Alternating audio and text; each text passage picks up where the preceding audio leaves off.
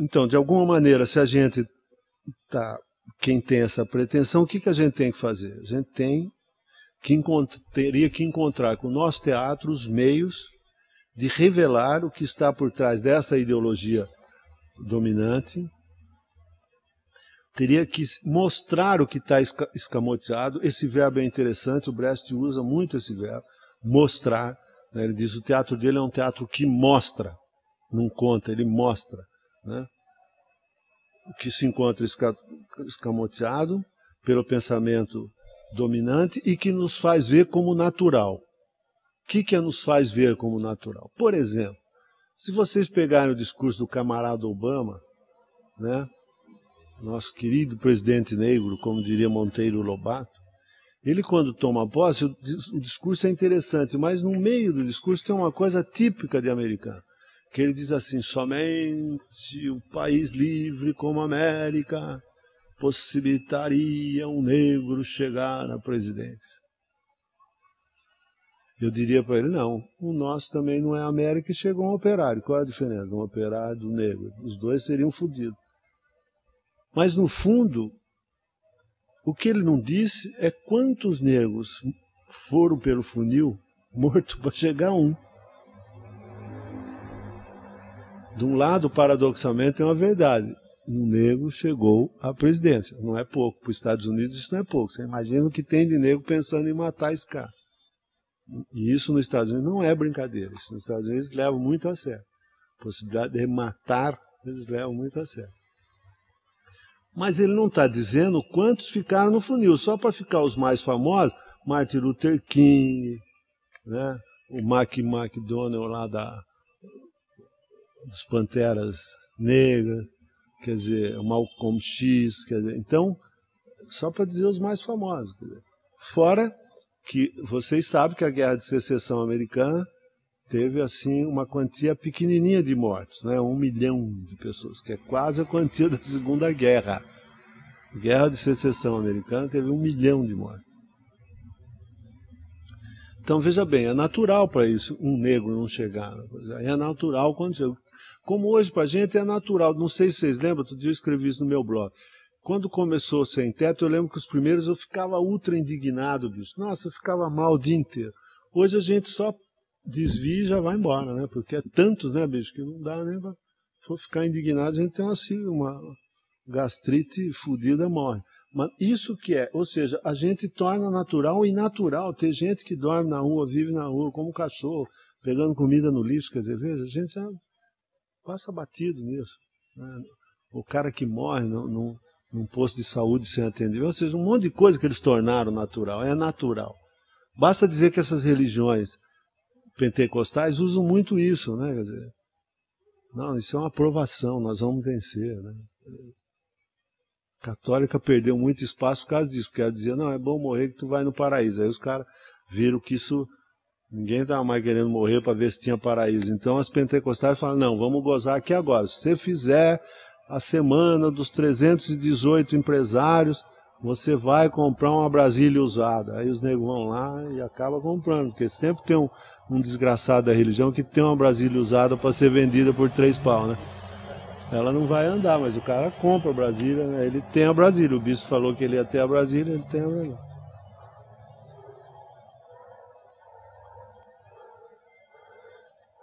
Bom, tudo isso que a gente está falando, quer dizer, por que é uma luta? Porque, quer dizer, a ideologia dominante, que sempre é de quem tem o capital, né?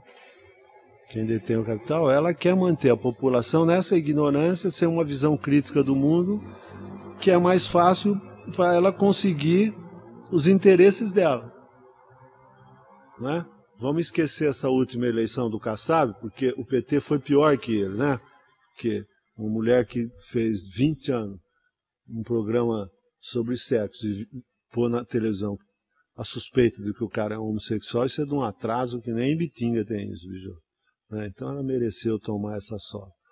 Mas é duro, porque a população acreditou que esse cara limpou a cidade mesmo. A população acreditou que ele fez uma puta de uma gestão. Esse cara não fez picas para a cidade. Eu não sinto. E eu sou um privilegiado. Como essa menina, a gente mora numa região, a minha região, mas não tem inundação, não passa nem água perto, fico sabendo porque vejo televisão. Mas você vai ver que não fez nada, a violência na cidade é imensa, a sujeira da cidade. Na minha região, eu só ando no centro, eu trabalho no centro, é imensa, a sujeira é imensa. Eu fui num ato que teve na São Francisco, o julgamento do Estado, o Fulias participou, fez lá, nós fomos chamados para fazer a defesa do Estado, olha a ironia, fizemos. E ganhamos, convencemos os caras. Teatro é bom por causa disso, né?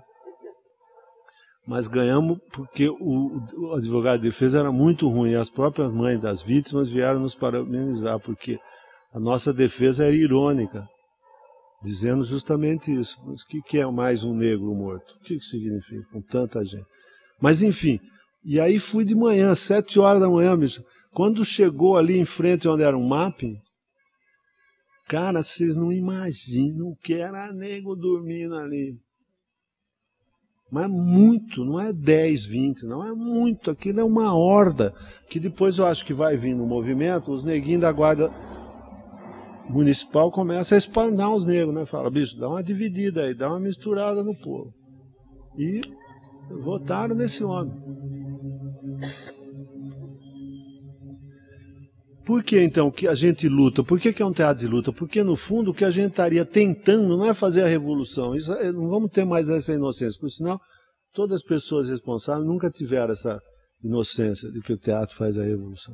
Mas ele cria, ele é capaz de criar as condições para que o público dele venha a ter uma visão crítica do mundo. Então, por exemplo, vamos pegar a Brava.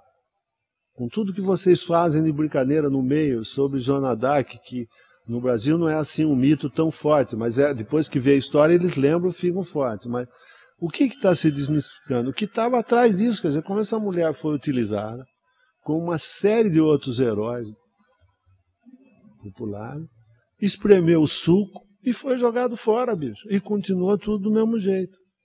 Né? Quando a gente pega, por exemplo, e vê a história lá da Guerra Holandesa, que tem, como é que é o nome lá do herói?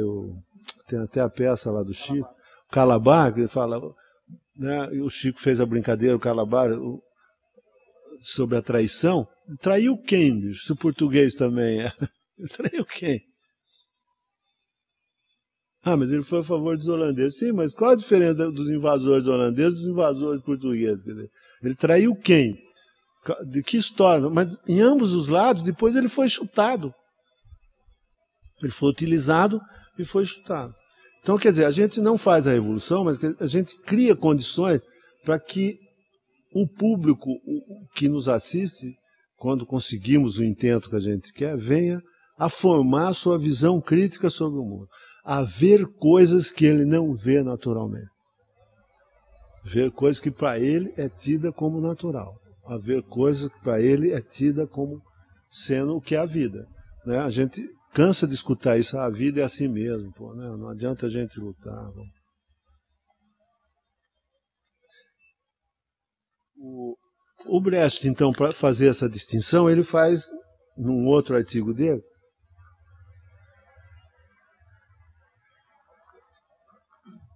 ele fala, vai dar esse nome para o teatro dele, teatro épico, vamos pegar esse nome porque também não interessa muito, mas teatro épico, que ele fala que quem ele veio combater na época dele, aí sim na época dele, mas que existe até hoje, que era o drama. O que é o drama? O drama é essas coisas que a gente vê o Juca de Oliveira fazendo, um monte de gente ainda faz drama.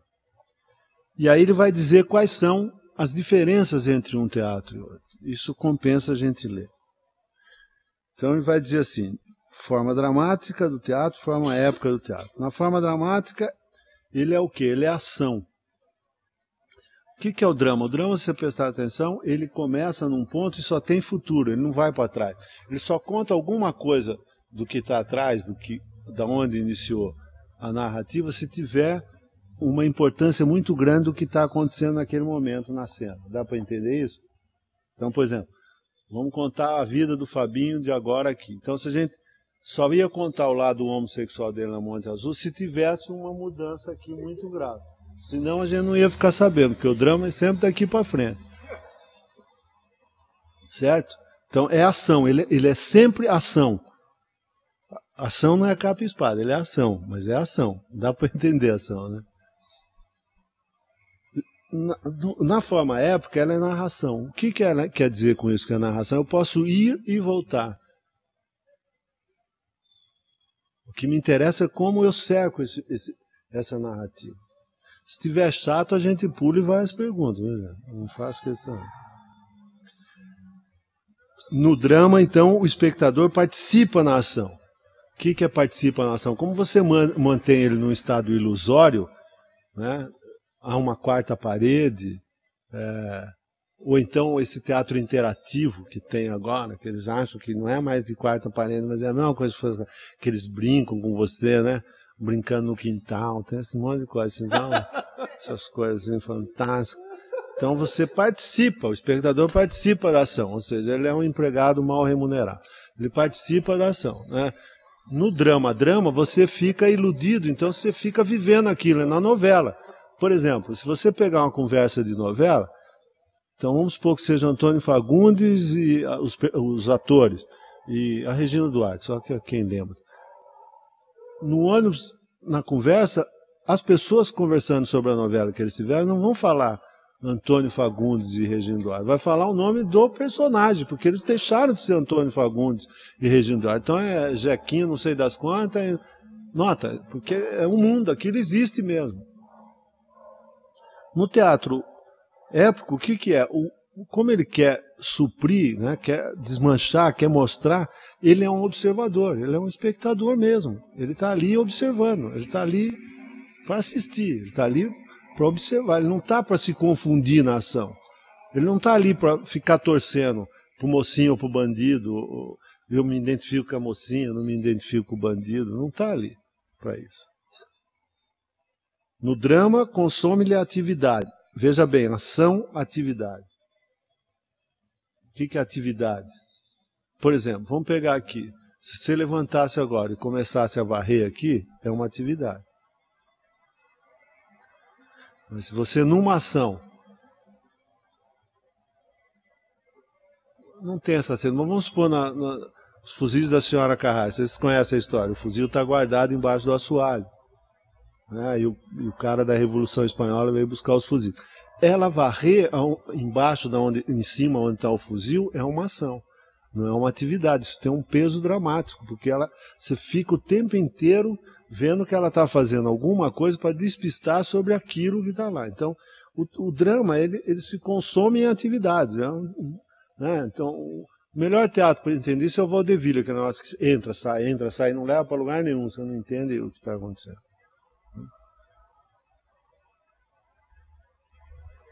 No épico, ele vai tentar despertar sua consciência crítica.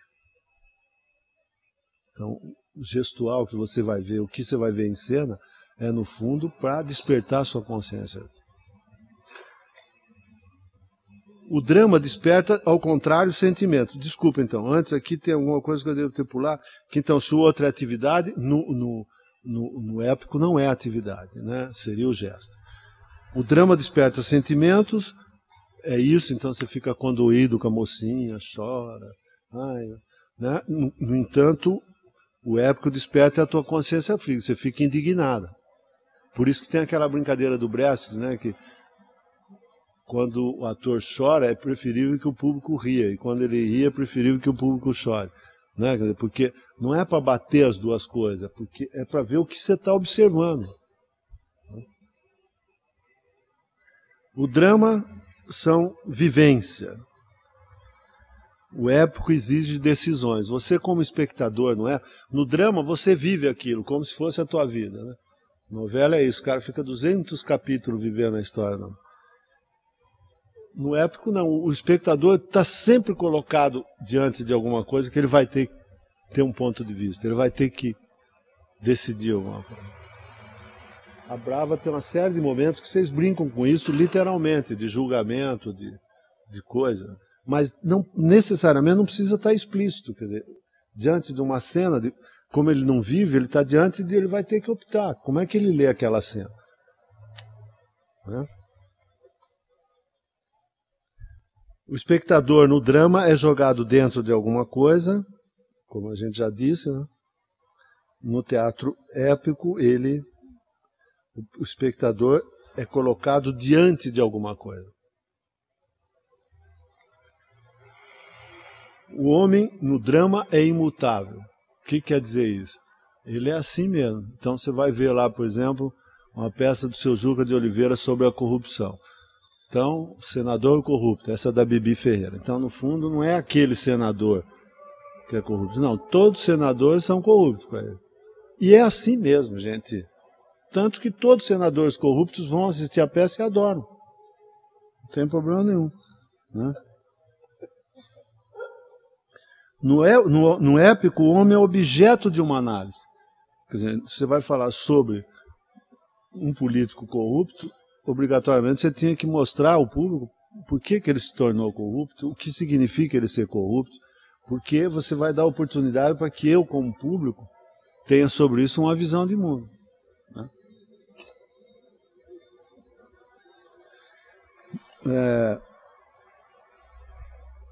No drama, você tem um interesse apaixonado pelo desenlace, o que você quer chegar no fim para ver como aquilo resolve, quem vai vencer, ou se a mocinha vai casar ou não. E no épico, você tem um interesse apaixonado pelo desenvolvimento da ação. O que significa? O que você quer ver? Bom, a Brava foi até ali, agora ela vai falar com coisa, o que aconteceu, depois disso, como é que ela vai atuar para conseguir o exército dela, depois disso, como é que ela vai, entendeu?